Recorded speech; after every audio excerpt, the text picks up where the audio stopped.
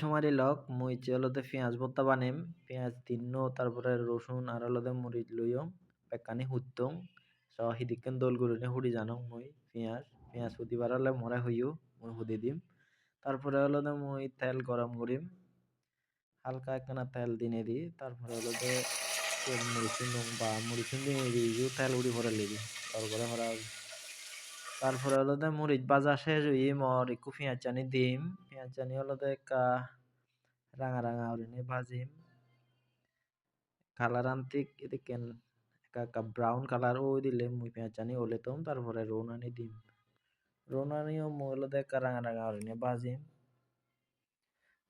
Colour আন যদি এদিকেন হয় তারপরে মুই হলদে ওলেম পেকানি বাজানা শেষ মর। তারপরে হলদে ধনিয়া পাতা দিম সিওদারও বেকানি দিয়ে দেয়। তারপরে মুই সরিষার তেল আর একখানা হালকা লবণ দিনে দিয়ে হলদে বেকানি দলে দালে আতই মিক্স করিম। তারপরে হলদে মিক্স করানা শেষ ফাইনাল লুক হলদে এদিকে নুই।